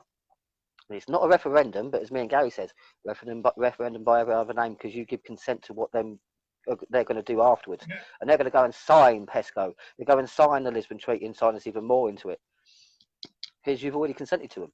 Like I said, you are going to commit treason. You're going to say yes to these people who want to give power to a foreign body. Don't do it. Don't be silly.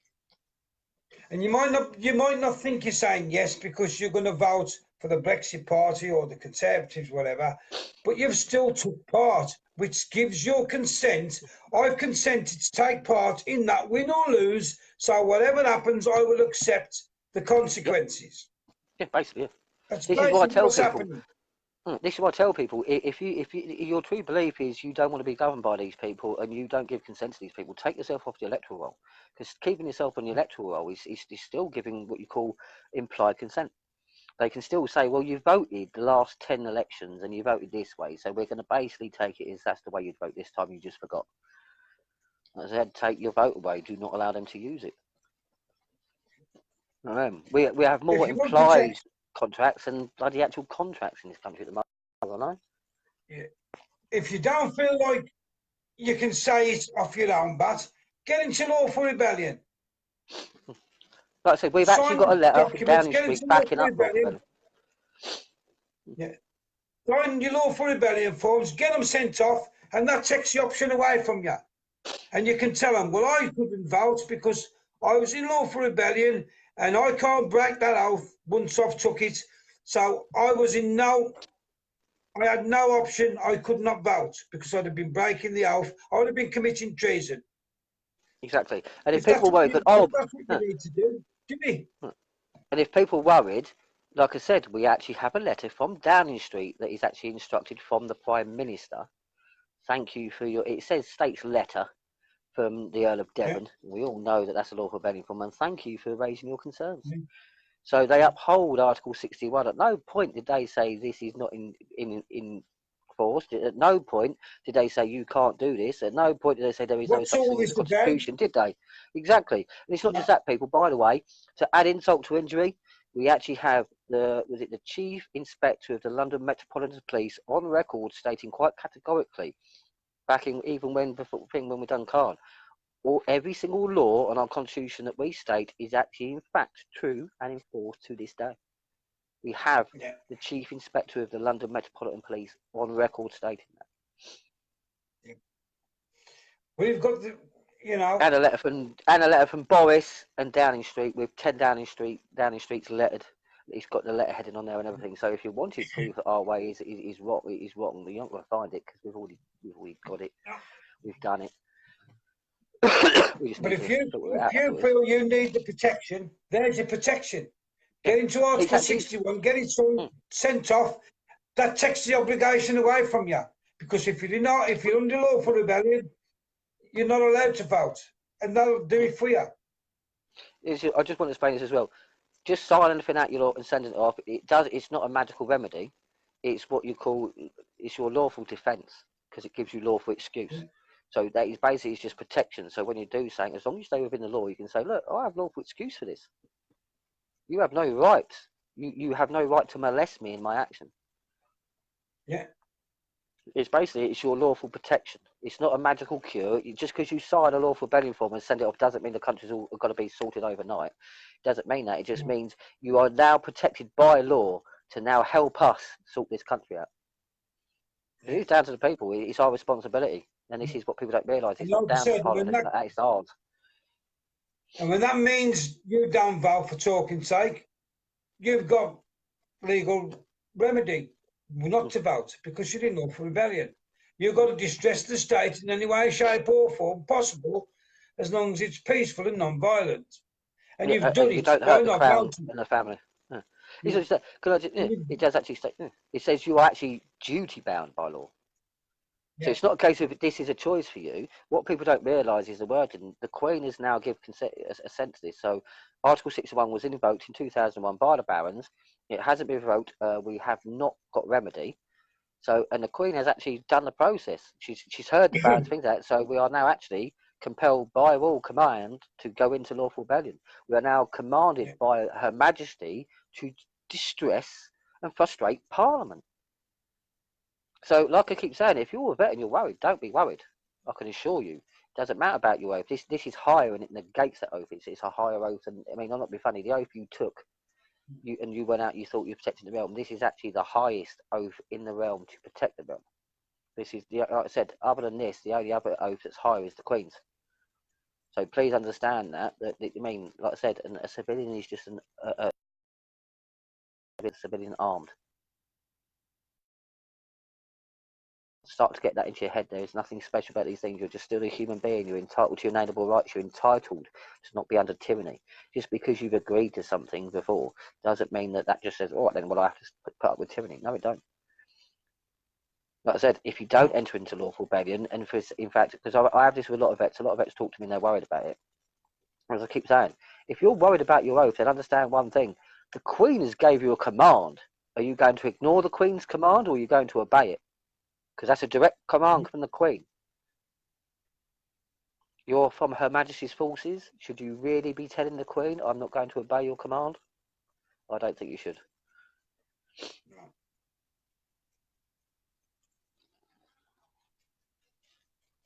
Exactly, Kai. Show him your lawful rebellion form. Show him the proof that it was enacted and that lot, and tell them. Yeah. Compel them. I mean, it's your duty, Kai, to compel them people to go into lawful rebellion.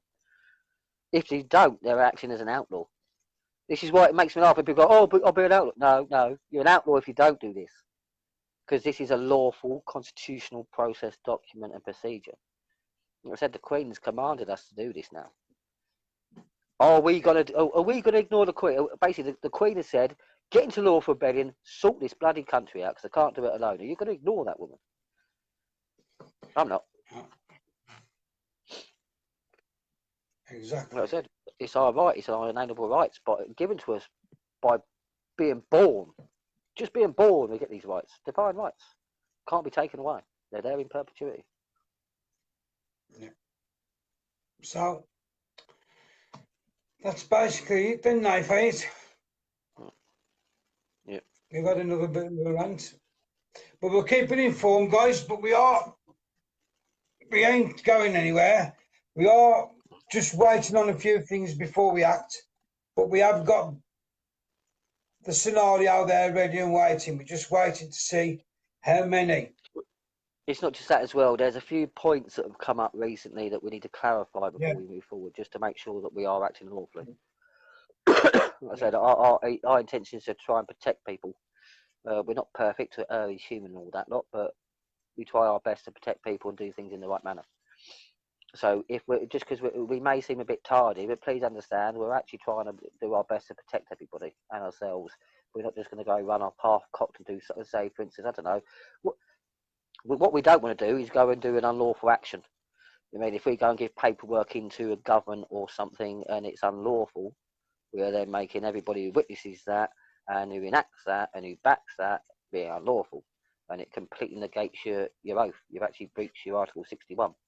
So our intention is to make sure all the T's are crossed, all the I's are dotted, and everybody's safe to do so. And does it in That's one thing we will never do. We'll never go and act unlawful. Can't. Not allowed to. We'll make 150% if we have to before we move. We will not put other people in danger of being arrested, etc. No, that's not what we're here for. No. I mean, our main goals. I don't know if you're going to get one now. I can't remember where he went to get them.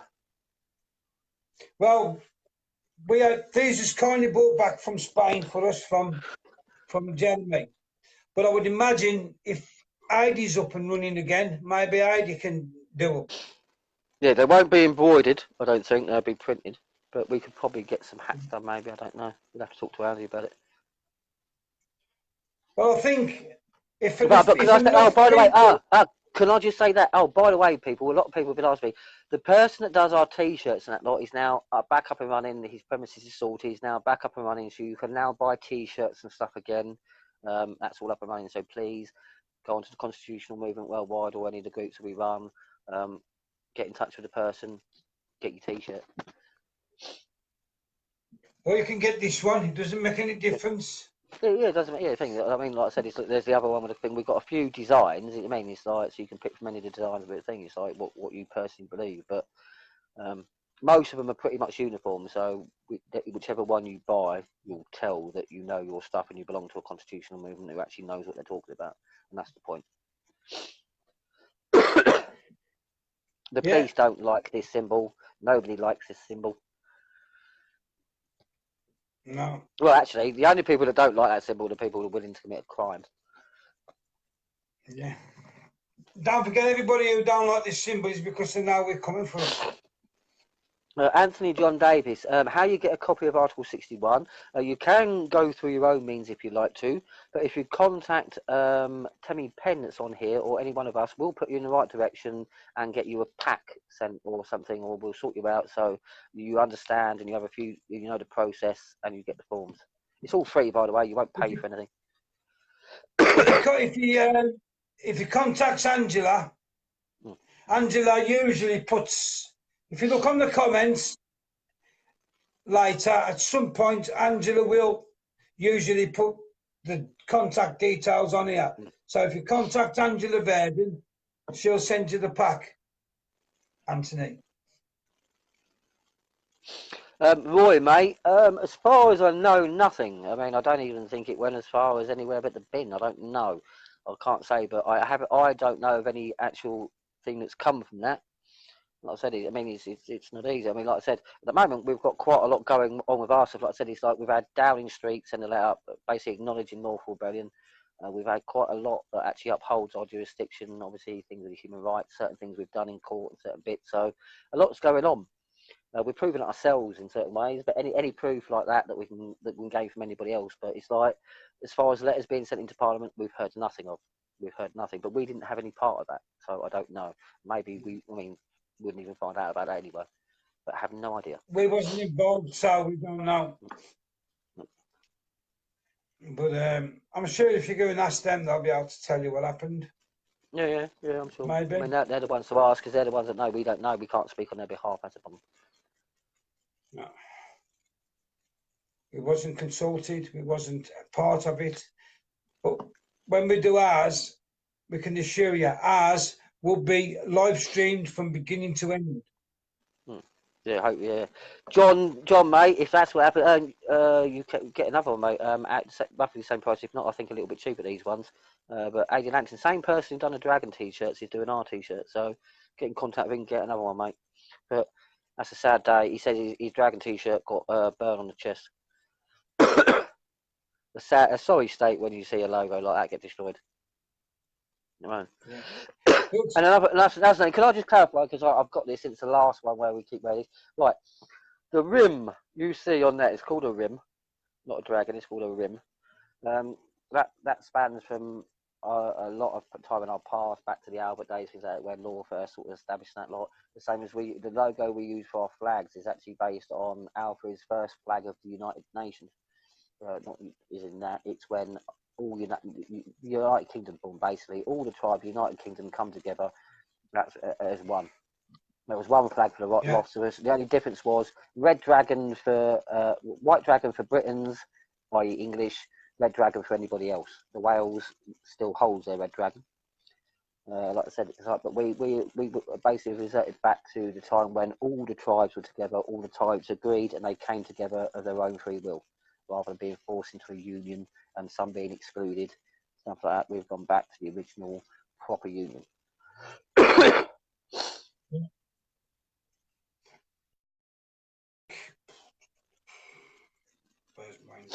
Right, cheers, Stephen. Thank you. I shall have a little look at that. I'll show you this one. Cheers, Stephen, mate. I'll have a look at that. Cheers for that. That's exactly right, Colin. Rim. There's profile pictures.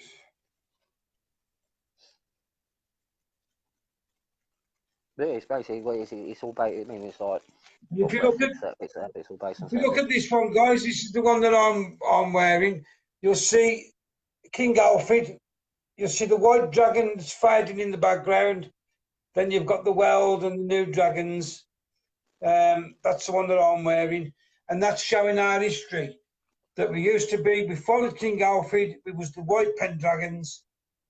Then we've moved on from there now with the constitutional movement worldwide, but it's not ignoring our past. It's showing you exactly where the movement come from. We're proud of what we did. We're proud of the dragons. We're still friends with Steve. Steve still runs the dragons. Well, And basically, that's us and the Dragons basically, look at each other as like sister movements sort of thing. So we complement each other. Like I said, we're both doing the same thing, so there's no reason for us as movements, White Pen Dragons and us, to argue. We're both doing the same thing in the exact same way, so we complement each other. yeah, and that's exactly what we do. Oh, right, So right. there shouldn't be But you're not in, all right, then, sorry, Steve. You're not in trouble. Thank you. yeah, Oh, Steve just reminded me because I only call yeah. Stephen when he's in trouble, and apparently he's not in trouble. Steve Sleep. Well, I'll call him Steve-O. Mm. Well, I think I just called him Stephen, and he's only called that when he's in trouble, and he's not in trouble. So I should Yeah. change it. Thank you. I always say good day, Steve-O, because it's just my nickname for him. So, Yeah, Anthony John but yeah, Davis, if you message me or Gary afterwards, mate, we'll help you out with the right place to be, the right link, the right personal outlet. Like I said, believe it or not, we've sort of got quite a nice community going with our movement. We all help each other out. If somebody else hasn't got the information for you, they'll pass you on to one of us that does have the information. We rely on what we call best man for the job. So, it doesn't have to be me or Gary all the time. There's lots of people, and we're actually very, very lucky with our movement. There is many people that know their stuff, and we all pool our knowledge, and we all use it, things like that. So we've got quite a good community going. yeah, I'll have to see if Heidi can do these because I didn't get mine off Heidi. Evening, Nick. Nice to see you, mate. Yeah, evening, Nick. So, but if Heidi can't do the T-shirt that I'm wearing and you want one, let me know. The £10, and then obviously the posting. Oh yeah, that reminds me. Actually, yes. Sorry, people. Yes, we are trying to sort something out about having our flags again, but you're going to have to bear with us because it's a bit more difficult at the moment than people think. Like I said, we are not funded in any way. Everything we do comes out of our own pocket, so we are not backed. We don't have a fund anywhere, anything like that. Basically our movement relies on decent people giving whatever they can to whatever they're doing. Like I said, it's like, bless her, we got Temmie, and it's like, our Angela's been doing it for a couple of years now. Our Angela, bless her, puts her hand in her pockets, buys stamps, and sends you all these forms and prints them off out of her own pocket, the same as we do, same as everyone else. Everything is done for free. Basically, because we've always said from the beginning, and the Dragons say the same thing, this is your information, these are your inalienable rights, they're yours. How can we charge you to teach you or for you to give you something back that's yours? All we're doing is giving you it back. We're just here to educate. That's it. We don't want your money. We will not accept any money. It's just the way it is. Like I said, and I'm not being funny, we've got lots of amazing people. I mean, there's people now that go, right, if you won't accept my money, I'll just get 1,000 leaflets printed. It's like, no, if you want to do that, that'd be amazing. Is that a thing? But don't give us the money, think we're going to do it. If off your own back you want to get things and you want to ask us for our input, ask us for input. And if you want to go and get some flyers or leaflets printed up, then please, because that shows you off your own volition trying to do something to help the movement, which is what we want. We don't want people just got to give money, go, there you go, do something. We want you to get involved.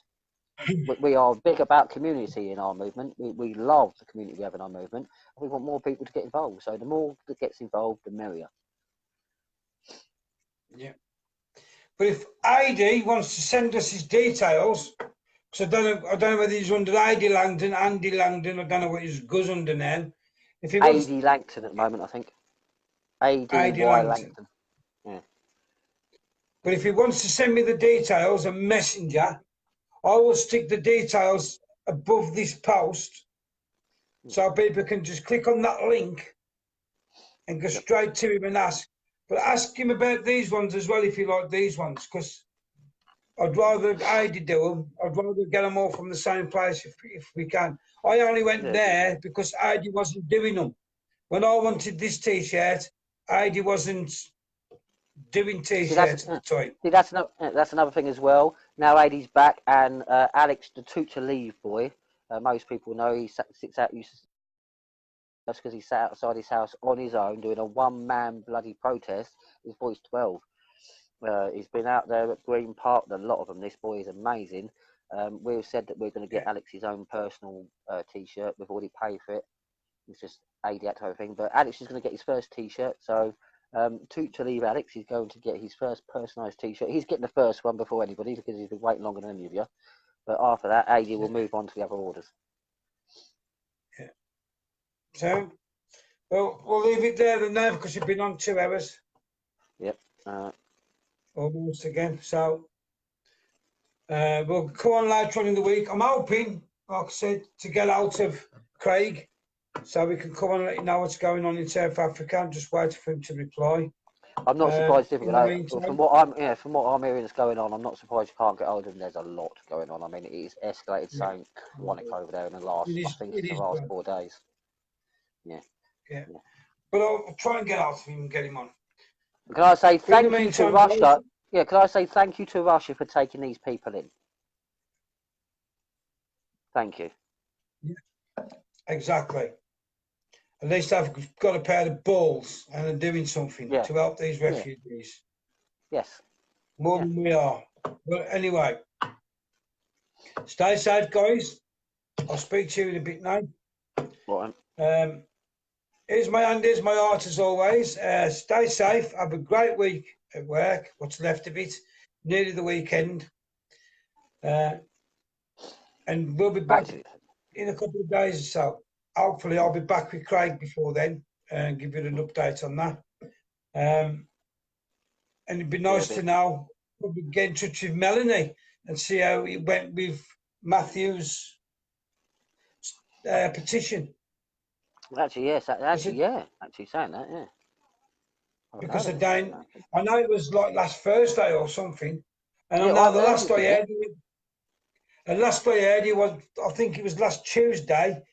He got 2 days left, and he needed 15,000 signatures. And a touch wood, let's hope he got them. Yeah, I reckon that'd be close, but that is possible. That is possible.